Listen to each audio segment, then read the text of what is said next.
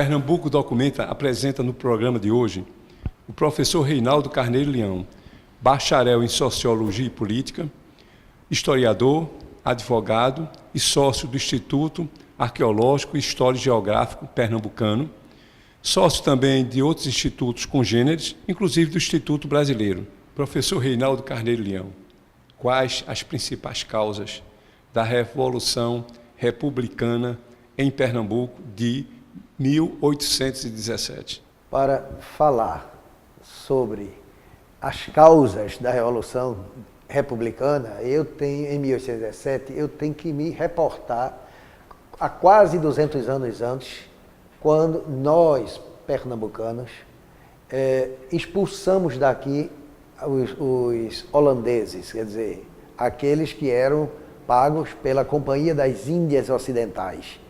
E isso fez, como creio que Frei Vicente do Salvador, na sua História do Brasil, que diz que o pernambucano ficou irredento a partir daí, e ele simplesmente não admitia que alguém mandasse, já que eles tinham expulsado os holandeses daqui, eles não queriam aceitar muito a dominação portuguesa. Mas, infelizmente, continuamos e entramos pelo século chamado das Luzes, que é o século XVIII. Lembro que houve a célebre Revolução Francesa que mudou a face, daí em diante, a face do mundo ocidental. Em 1776 houve a Revolução de Independência dos Estados Unidos, que já foi um baque para o poderio colonial dos ingleses, e em 1789 veio a Revolução Francesa, com o ideal de liberdade, igualdade e fraternidade, já que o auge do absolutismo real tinha sido o século XVII e perdurou até o fim do século XVIII, havendo um certo absolutismo, cujo o nosso na época, príncipe regente Dom João, era um representante. Na realidade não existia parlamento, não existia deputado, não existia senador, nada disso. Ele tinha um conselho de Estado que consultava quando dava vontade. Então, ao longo do tempo, em 1710, em Pernambuco, houve, devido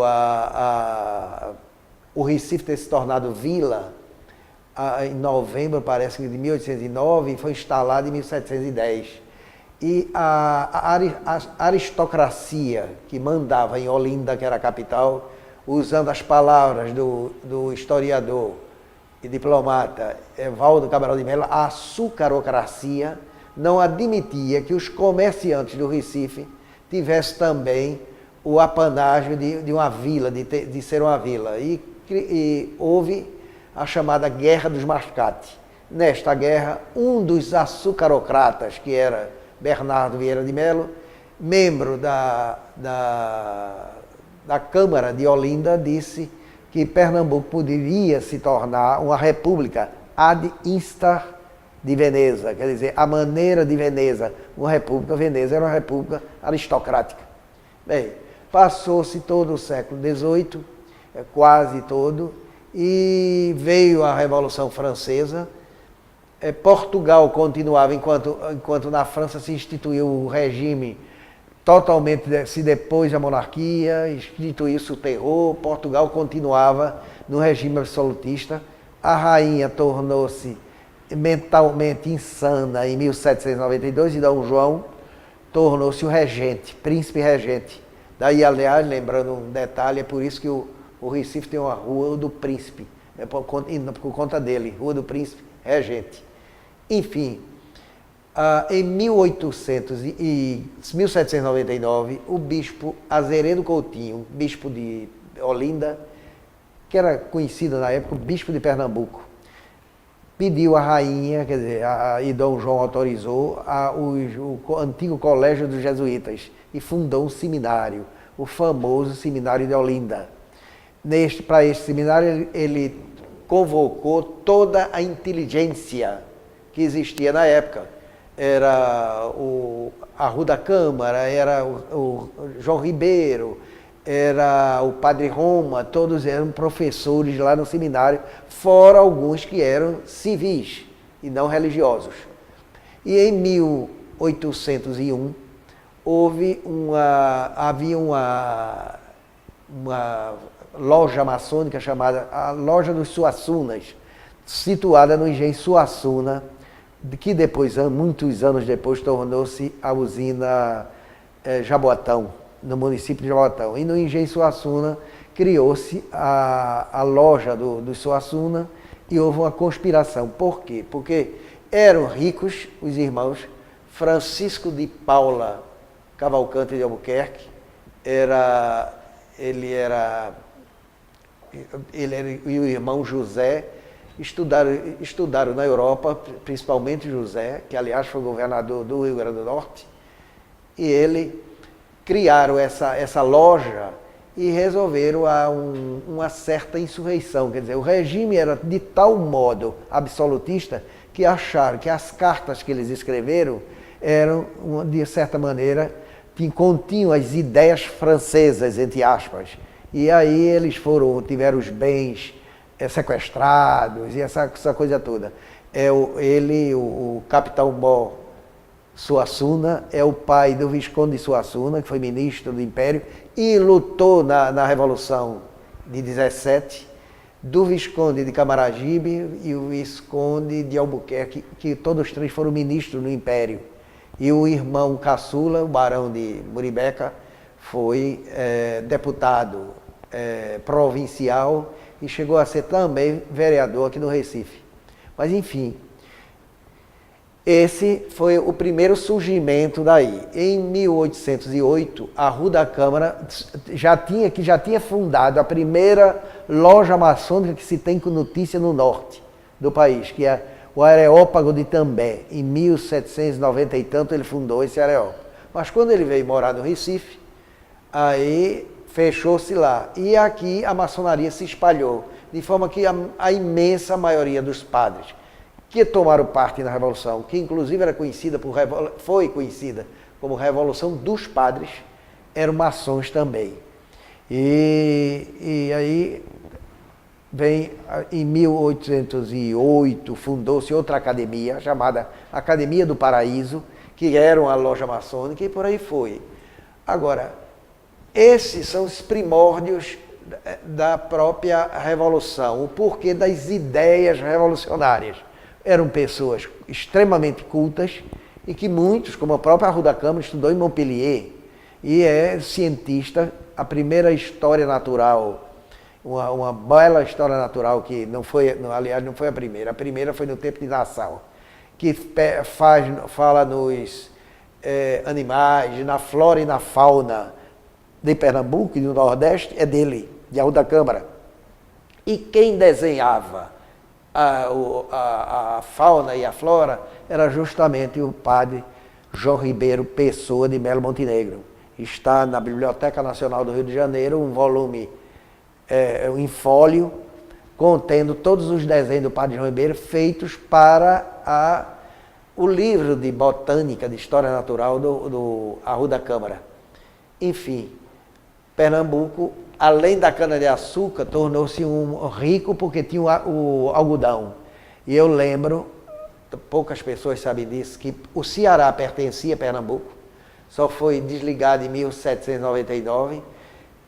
A Paraíba e o Rio Grande do Norte continuaram. Teve inclusive, que só em 1821 que separou-se de Pernambuco.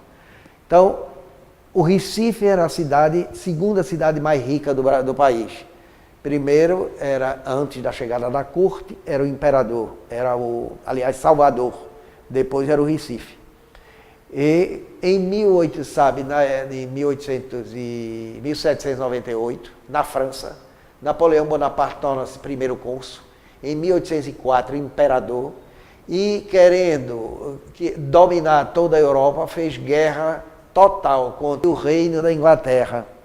E por isso ele invadiu a Espanha, tirou a família real de lá, os Bourbons, e colocou o irmão dele, e mandou invadir Portugal. Portugal foi invadido. Dom João, que desde meados do século XVIII já havia a ideia de se criar, tirar, depois, aliás, essa ideia surgiu com o célebre terremoto de Lisboa de 1755, de tirar a capital de Portugal de Lisboa para a Bahia ou o Rio de Janeiro, porque era mais seguro. Enfim, aí Dom João foge com toda a corte, um máximo de 15 mil pessoas, foge escoltado pela esquadra, parte da esquadra inglesa, foge para o Rio de Janeiro. Tocou na Bahia, passou mais de um mês na Bahia, mas não quis ficar por lá, foi para o Rio. E lá, ele, imagine o que é, toda uma corte que tinha rendimentos das quintas em Portugal, rendimento de seus negócios em Portugal, ficar sem ter nada disso no Rio de Janeiro. E aí passou Pernambuco e outras capitanias também, claro, a Bahia também, a mandar dinheiro para o Rio de Janeiro, a mandar dinheiro, chegar ao cúmulo de que a iluminação pública do Rio de Janeiro era toda custeada pelo dinheiro que saía daqui, era desse jeito. Enfim, eu acho que esses são os primórdios da Revolução, quer dizer, havia um sentimento de revolta. Por outro lado, em 1816, houve uma seca muito grande, e isso diminuiu a renda da capitania. Eu lembro aí que a capitania rendia, era Paraíba, Rio Grande do Norte e Pernambuco, que incluía Alagoas. Alagoas, como castigo pela Revolução, Dom João erigiu em província. Mas Alagoas era nossa desde 1534, com as capitanias hereditárias. Enfim, são esses os primórdios, a revolta do povo pernambucano e da elite pernambucana contra o governo central, que continuava absolutista e a sugar tudo que havia de rendimento aqui nosso, ia para lá, para manter uma corte que não fazia nada, parasitária, entendeu? Para manter esse povo. E aí o sentimento, o velho sentimento irredento do pernambucano surgiu mais uma vez com toda a força em 1817. Pernambuco Documenta volta dentro de poucos instantes com a entrevista do professor Reinaldo Carneiro Leão. 2 minutinhos.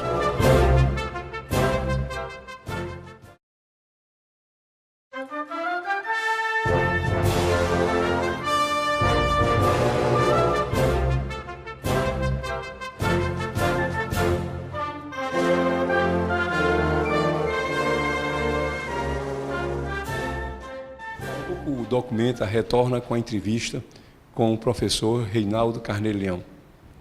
Professor Reinaldo Carneiro Leão, quais foram os principais líderes da Revolução Republicana em Pernambuco de 1817?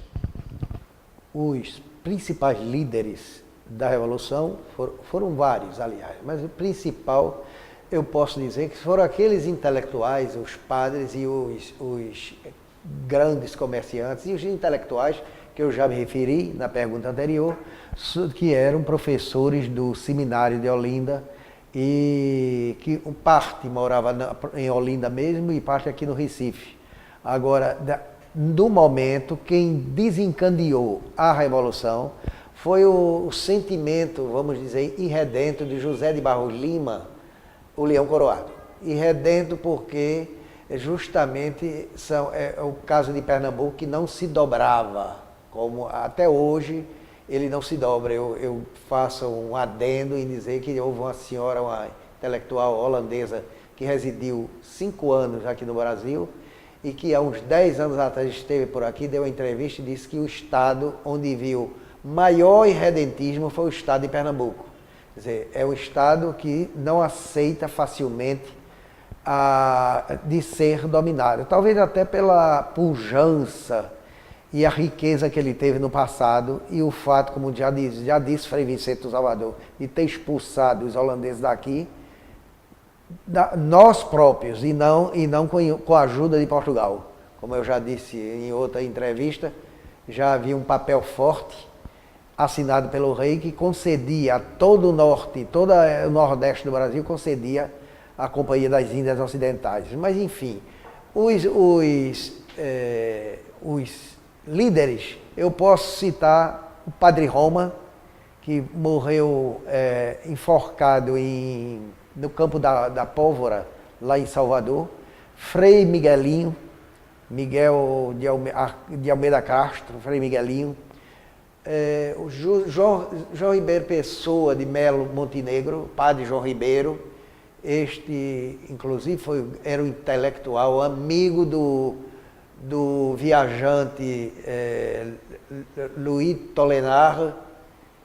Ele, inclusive, disse que lamentou demais quando assistiu o suplício dele. Ele estava adoentado, veio amparado por 2 frades franciscanos, enfim. Tinha mais, além deles, tinha Luiz José de Mendonça, foi um grande. E dos comerciantes eu posso citar Gervásio Pires Ferreira e Bento José da Costa, que era dono do sítio, nosso atual sítio da Jaqueira, e morava parte lá, era a parte de veraneio. Ele morava no bairro do Recife, mas tinha aquilo como veraneio. Enfim, e outros líderes, que foram muitos. Nós tivemos, creio que 26 foram mortos aqui.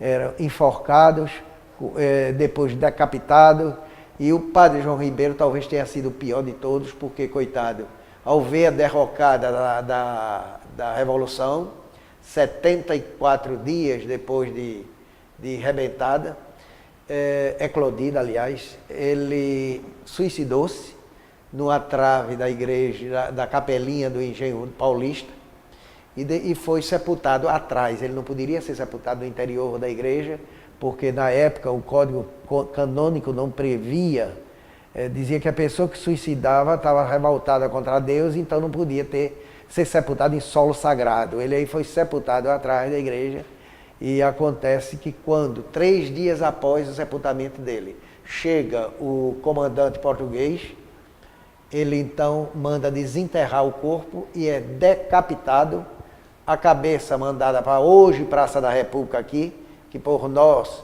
revolucionários, foi chamado de Campo da Honra, e as mãos foram postas na porta da Igreja das Mercês, lá do Rosário, lá em Guiana.